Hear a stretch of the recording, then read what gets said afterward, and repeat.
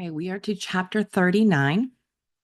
Not many chapters left, not many pages left. It's looking like about 20 pages. So now buckle up. We're going to finish it up. 39. Remember, they had all just gone underwater, right? Ava blinked, opened her eyes. She lay on the hallway floor, completely submerged. She wasn't breathing, but she didn't feel the urge to gasp for air. Was she dead? She didn't feel dead. She remembered Cassie's prophecy. Over water, underwater, you will go, Medusa's daughter. Was staying alive underwater a Gorgon power? But how about her friends? She looked around and found their equally surprised faces. Fia, Layla, and Arnold lay next to her, their eyes open and darting nervously around. They also weren't breathing, but they weren't drowning either. They couldn't all have this power. What's happening? Arnold mouthed. Ava had no idea. Above them, she could see Anahita and Morgan kicking rapidly, the water swirling around their legs. Via started to stand up, but Ava yanked her back down. They didn't seem in danger under the water if they stayed down. Anahita and Morgan would assume they had drowned. Play dead, Ava mouthed, then put her finger over her lips. And they nodded. Even Fia, whose eyes were wide with terror, and froze into position. Above them, Morgan's and Anahita's legs stopped churning. The whirlpool that had sucked them down to the floor swirled slower and slower. After 2 long minutes, Morgan's face appeared above them in the water. Ava wanted to blink, but she held still, staring with a glassy, blank look. A few seconds later, Morgan splashed to the surface. Ava guessed what she had seen was convincing, because Morgan and Anahita swam away toward the staircase. They found their footing and started to climb. Now what? Arnold mouthed. Fia tapped Ava's arm and pointed to the surface, anxious to get out. Wait, Ava mouthed. Zale was probably talking to Anahita and Morgan, coordinating the story of the accident that had befallen their classmates. It was tempting to pop out of the water and freeze him, but Ava couldn't freeze Anahita and Morgan. Besides, it was better to slip out of the academia without anyone realizing they were still alive. The water vibrated around them. Arnold pointed wildly at the floor. It seemed to be moving beneath them. But it was they who were moving. Ava grabbed Fia's hand. The water was pulling them faster and faster until they were being swept violently back down the hall. The retreating water whipped around a bend, then sucked them into Mr. Orion's office. Ava felt as if she were on the wildest water slide of her life as she was carried across the floor. Then the torrent of water funneled her out the window, tossing them with a loud splash into the canal. Ava burst through the surface, pulling Fia up with her. Layla and Arnold popped up nearby, waving their arms. Ava! Shouted a voice. Over here! Ava turned in the direction of the voice. Jax was rowing a gondola toward them. He pulled up alongside, crouched down, and hauled Fia, then Ava, into it. Then he rowed the gondola over to Layla and Arnold. While Ava helped them clamber inside, Jack squatted down and pricked his finger with a pin.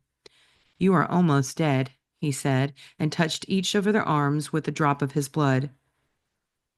Why didn't we die? Layla asked. Metis flew to the underworld to alert Persephone, who delayed Thanatos, the god of death, Jax explained. And Hecate worked her own magic with the tides to force back the water. A moon goddess can do that. But how did Metis know we were in mortal danger? Ava asked. She flew off before Mr. Orion blew the conch. She flew off to talk to Miss Demi, Jack said. I was with them both when Mr. Orion burst in. Mr. Orion? Said everyone but Fia. Mr. Moros tipped him off that you were about to face your doom. Mr. Orion worried he would further anger the gods by saving you, but he couldn't let you die either. Fia rolled her eyes as if to say, such a nice guy. He's family, Ava explained. Okay, now I'm totally confused, Layla said. Jack shook his head in disbelief. We're part giant, too? Part monster, part goddess, part giant, part mortal. Ava realized they were all these identities. It just depended on who was doing the looking. I'll explain it all on the way to Poveglia, she said, but we need to get back there fast before the gods come after us. Arnold, how are your wings? Arnold fluttered them, flicking off beads of water.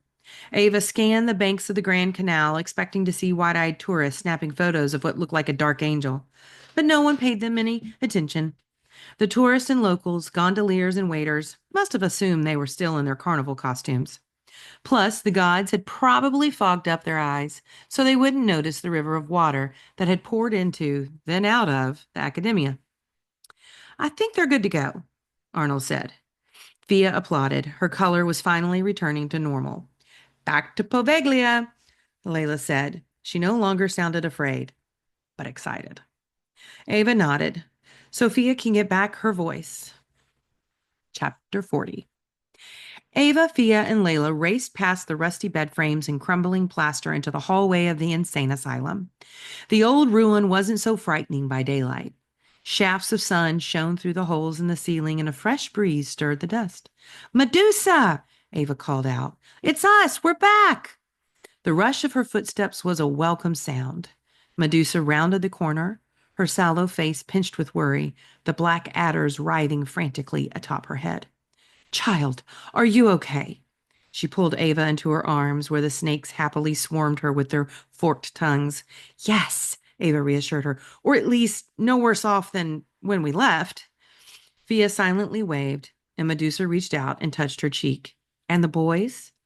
They're waiting outside, Ava said, safe and sound. Layla added. Medusa's face softened. We have so much to tell you, Layla said. My story? Medusa asked. Your entire story, Ava said. Even the part you don't know. It's pretty incredible. You might want to sit.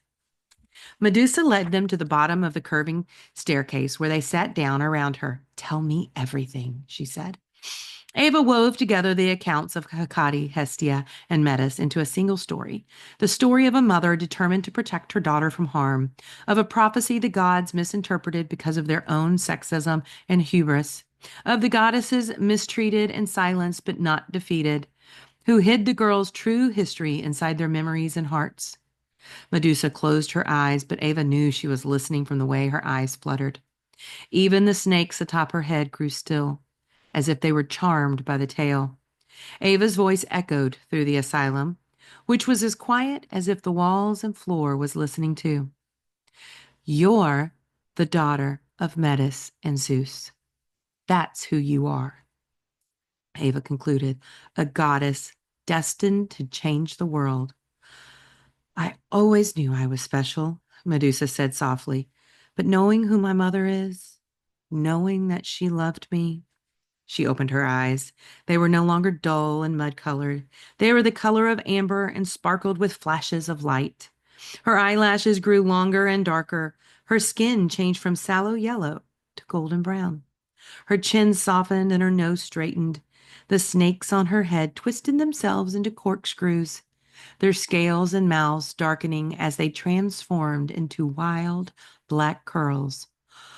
You're beautiful, Ava exclaimed. Medusa smiled. I told you, you look like me. Fia nodded in agreement. This, Ava realized, was what the other goddesses had meant when they said she looked like Medusa.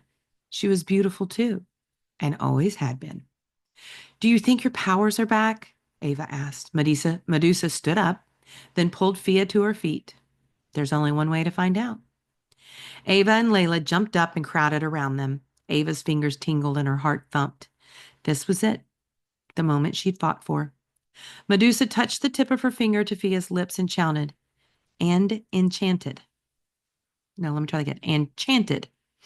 When men silence women, it's men who are weak. Open your mouth, girl, and let yourself speak. Fia blinked, then cleared her throat and turned to Medusa. I liked you better with your snake hair. Fia! Ava shouted and threw her arms around her friend. Layla joined in, and they jumped around in a big, happy bear hug. Medusa grinned, pulled one of her curls. It certainly has less personality. Thank you, Ava said to Medusa. Took a little longer than I'd like, but yeah, thanks, Fia said. Fia! Layla said, playfully jostling her shoulder. Medusa winked at Fia. I like this one. Me too, Ava said. It's you girls, I should think, Medusa said. I always knew I was powerful, even when I couldn't tell you how. But now, according to the prophecy, I'm even more powerful than my father. He can't keep me here. She raised her palm and looked up at the ceiling. The plaster fell, crashing loudly to the floor in front of them and leaving a series of gaping holes through which Ava could see 2 floors to the blue morning sky. Are you okay? Shouted Jax and Arnold from down the hall. Let them join us, Medusa said. They'll be safe now. We're fine, Ava shouted. You can come now. The curse has been lifted. Jax's face cautiously appeared around the bend in the hall, followed by Arnold's. Is that Medusa? Arnold asked. You bet, and she looks just like me, Ava shouted back. Don't forget, she's my great, great, great, great, great, great grandma, too, Jack said, coming toward them. So now you want to be a Gorgon, Fia teased. Jax bowed down in front of Medusa. Thank you, goddess, for helping me find Ava. Medusa waved him back to his feet. Please, I don't need bows. I'm glad you inherited my healing power. Brave girls like these need allies. Or at least a little good health care, added Fia. Ava grinned. It was so good to hear her voice. I'm sorry about the way Orion treated you, she said to Medusa. Medusa winced at the mention of his name, and Ava could tell she'd been hurt by his rejection. And how about the way he treated me? Fia asked. I'm sorry for the way he treated both of you, Ava said. He did help us in the end, though. Medusa nodded in approval of Orion's fatherly turn. One thing the myths get right is that families are always complicated. I might go with crazy, Fia said. But then again, that's why I love the myths. It's boring to be anything else. I could use a little boring after all this, Jack said. Medusa laughed. Ava, she said, holding out her hand, I need to test my powers. Come with me, girl. Ava hesitated, not wanting to leave her friends, especially Fia, but Medusa seemed to understand. This won't take long. Go, Fia said. You deserve a victory lap.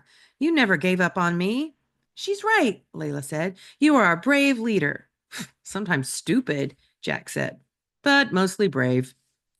Ava gave him a playful shove. Arnold saluted her. I'll fly them out of here if anyone comes. Okay, Ava managed to say. She was afraid to say more in case she started to cry. She was a heroine, not just to the most powerful goddess of all, but to her friends. Let's go, Medusa shouted. With a joyous whoop, she leaped into the air, pulling Ava up through the hole she had made in the ceiling. Don't worry, Medusa shouted down at them. I'll bring her back soon. Where are we going? Ava asked.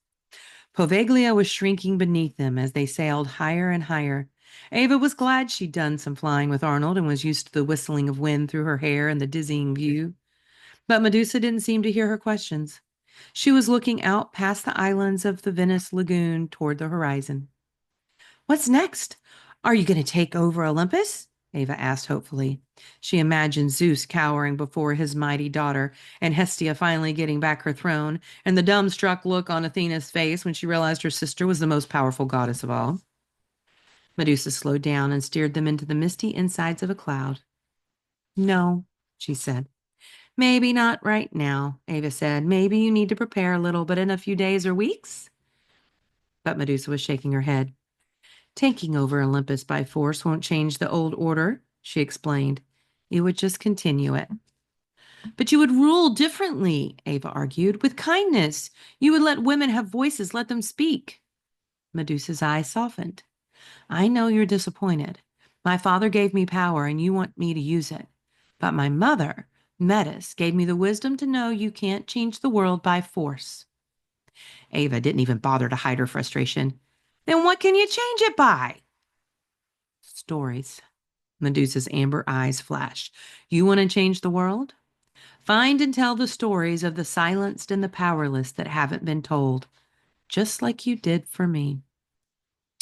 I can't do any of that. The gods are going to kill me for helping you. Mr. Orion is probably already stomping all over the sea looking for me. He won't kill you, Medusa said. He loves you in his own way. But the rest of the gods, Ava said. Can you at least stay and protect me? Medusa shook her head. You don't need protecting. How do you know? Now that you've got your powers back, you know everything? Ava realized she was being rude. Zeus would probably have fried her with a thunderbolt for her tone. But his daughter just laughed. No, I don't know everything, but I've always known this. My name is Medusa. Never meant monster. It means guardian or protector. As my descendant, you're a guardian and a protector too. Your destiny is to return to the academia and help other so-called monsters find out their true stories and who they really are. I can't go back to the academia. Even if Mr. Orion wanted me there, the Olympian Council won't let me return. They'll silence me too. You have allies and friends, Medusa said. She swept away a wisp of cloud as so they could peer below. It's time to take you down. And for us to say goodbye. Medusa didn't say it, but Ava knew. Ava clutched her hand tight. Where will you go? To find my mother, Metis. Ava's chest tightened with longing. She missed her mom, too. Medusa dove down through the clouds. You have one other task, Ava. You need to free your mother. Did the gods imprison her when I ran away? Ava asked anxiously. She was imprisoned long ago, but not by magic, Medusa said. By fear. Ava understood. When you're afraid to speak out and be yourself, it's almost as lonely as being stuck on an island. Poveglia was growing larger beneath them. Ava could see the ruins of the insane asylum, and her friends and Jax clustered inside. One day the world will change, Medusa said, and you and those who love you will help change it. Ava could hear them now calling her name, waving her down. Medusa glided over to them. In the meantime, remember, she whispered, you're not alone. Then she dropped Ava gently into their outstretched arms. I think she's going to get in a lot of trouble. I'm worried. I hope Medusa's right. I don't know about this. I was kind of hoping Medusa would go back and take over. Chapter 41. It was just past noon when the gondolas carrying first-year parents began pulling up to the porch of the academia. Ava clutched her suitcase, scanning the incoming fleet for her mom. She still couldn't believe she had survived an entire year at the academia, and she didn't just mean passing her classes. After she and the others returned to the school, Mr. Orion and Miss Demi together accompanied them to the Olympian Council, where Zeus proposed sending them all to Tartarus. Confident that a majority of the gods would support his proposal, he put the matter to a vote. But Ava later learned that Persephone demanded Hades help her with her pomegranate harvest, so he missed the council that day. And Hestia poured too much wine for Dionysus, then changed his vote after he passed out. Still, Zeus had enough votes until Athena, who had never once voted against him, went missing. As a result, the final count was 5-5, and Zeus's measure failed. Not even Miss Demi knew if Athena was dragged off and prevented from voting, or whether she had purposefully abstained. Adding to the intrigue, a fly had been spotted buzzing around Olympus a few hours before the council gathered. Of course it's Metis. Even though they were readmitted into the academia, Ava and the others didn't escape punishment altogether. Every day after class, they had work duty. Mr. Orion, who Zeus proclaimed would be stepping down as headmaster at the end of the year, made Ava scrub the water stains off the walls of the first floor, including his office. Miss Cleo made Fia organize and alphabetize the entire library of Greek and Roman myths. Arnold had to clean Zale's room, including his private bathroom. Oh, that's gross. Which, according to Arnold, smelled worse than any harpy. Layla was tasked with mopping up the water Anahita and Morgan churned up and spilled over the sides of the pool during swim practice. Jax got off the easiest. He had to assist the school nurse, healing the injuries students received, mostly in Mr. Heff's design lab. But Ava noticed that Mr. Orion and the other teachers were more careful now, not to anger them, as if they sensed a shift in the balance of power. Mr. Orion didn't inform any of their parents about what had happened or how close they had come to being not only expelled, but sentenced to death.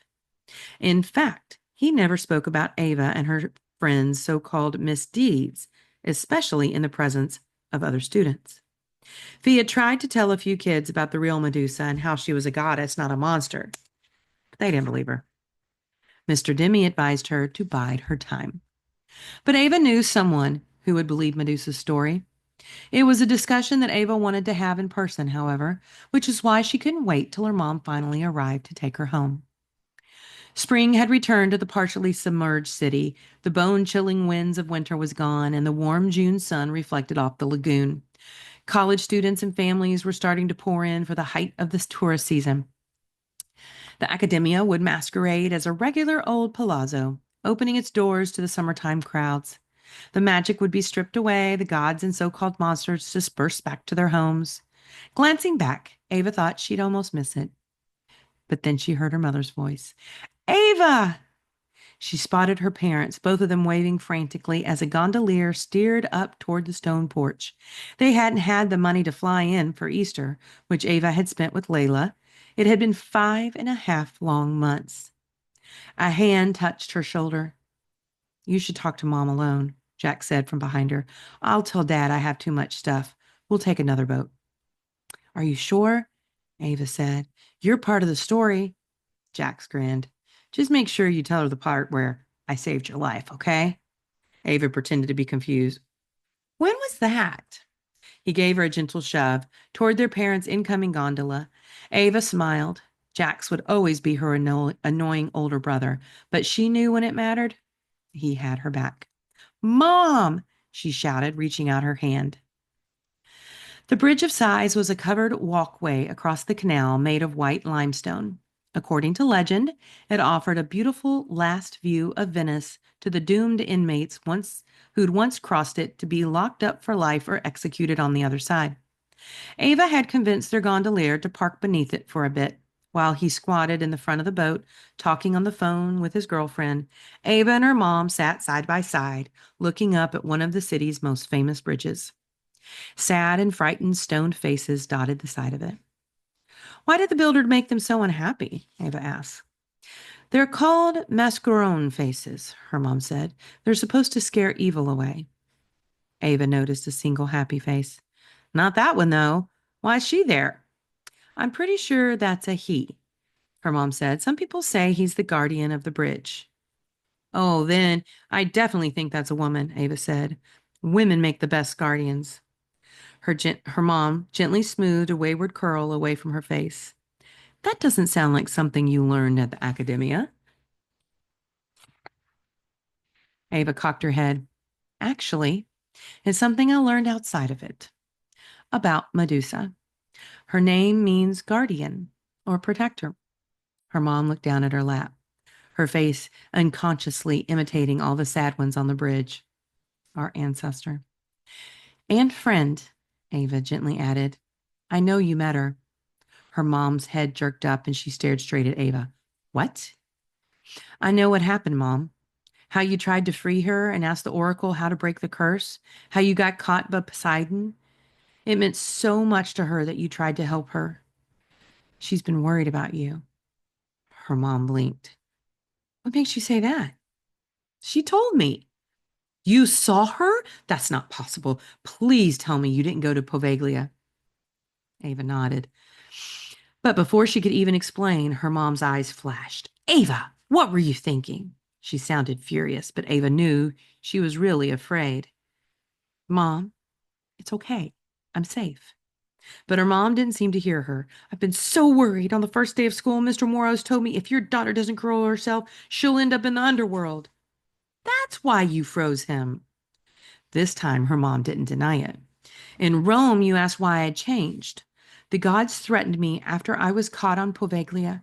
I couldn't be that fearless girl who tried to help Medusa. And once I had you and Jax, I wanted to keep you both safe. I understand why you hid your feelings and who you are, Ava said, but that couldn't have made you happy. And it didn't protect me. I hate to tell you this, but what Mr. Morrow said, it actually happened. Her mom paled, then took her hand and squeezed it as if to make sure she was still alive. What do you mean? Just listen to my story. I'll tell you. Her mom collapsed back into the padded seat. Ava took advantage of her day's silence to pour out the tale.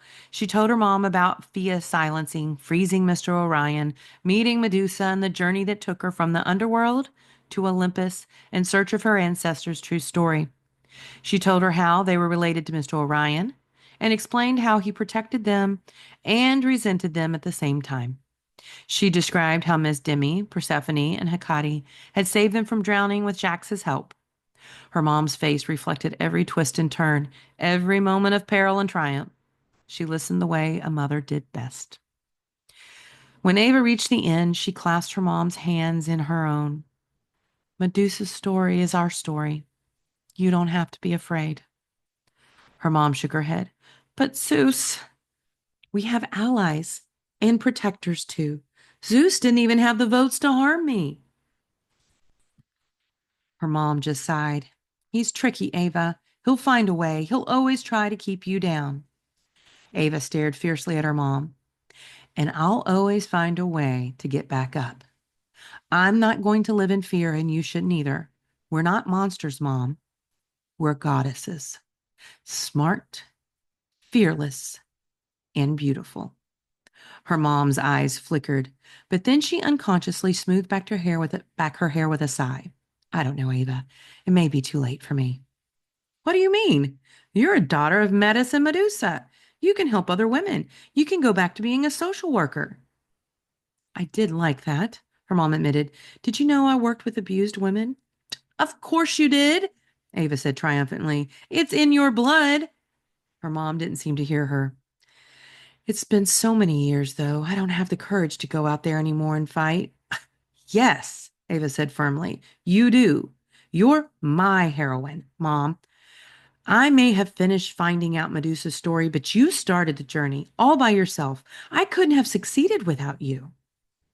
A tear rolled down her mom's cheek, and she covered her face with her hands. Ava couldn't help it. She started crying too. I'm sorry for everything you've had to go through, Ava said. Her mom took Ava's hand, revealing her own tear-stained face. It's just so hard, she whispered between sniffs, to stop being afraid. Ava squeezed her hand, then rested her head against her mom's shoulder. I know, she said gently, but I'll help you. Her mom looked up at the faces of the bridge of sighs and took a deep breath. Then she turned to Ava, like the lone happy face, and allowed herself to smile. The end. That's why it's book one, though, right? We definitely are going to have to find out what happens in year two. So, Miss Catherine Marsh, she better hop to it, right? Okay, guys.